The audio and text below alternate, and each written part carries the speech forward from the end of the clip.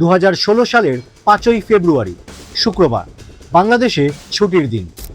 সকালবেলা duty officer যখন বাংলাদেশ ব্যাংকের 10 তলার সুইপ রুমে ঢুকলেন, ভাবলেন এটা সাধারণ যান্ত্রিক গোলযোগ। তিনি জানতেনও না এই নীরবতা আসলে ঝড়ের পূর্বাভাস। সামান্য একটা বানান ভুল না হলে হয়তো সেদিন বাংলাদেশ ব্যাংক থেকে প্রায় $1 বিলিয়ন চলে যেত ডাকাতদের হাতে। কিন্তু কি করে সম্ভব হলো এই ব্যাংক ডাকাতি? কারাই বা ছিল এর পেছনে?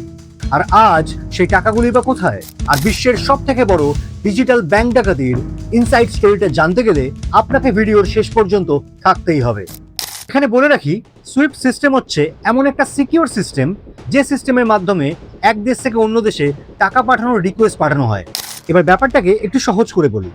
ধরা যাক বাংলাদেশের বেশ কয়েকটা যুদ্ধ বিমানের প্রয়োজন এবং তার জন্য তারা রাশিয়ার সাথে কথা বলে নিয়েছে। এখন রাশিয়া যে যুদ্ধ বিমানগুলো দেবে তার পরিবর্তে বাংলাদেশকে টাকা দিতে হবে। এখন এই যে টাকাটা দিতে হবে, সেই টাকাটা যদি ইন্টারন্যাশনাল ট্রানজাকশনের মাধ্যমে রাশিয়ার কাছে পাঠানো হয় তাহলে অনেক সময় লেগে যাবে। এর জন্য বাংলাদেশ কি করেছে, রাশিয়ার ব্যাংকে টাকা জমা রেখেছে। তাই রাশিয়া যখন যুদ্ধ বিমানগুলো দেবে তখন সে তার নিজের ব্যাংক থেকেই টাকাগুলোকে নিয়ে নেবে, যে টাকাগুলো বাংলাদেশ জমা করেছে।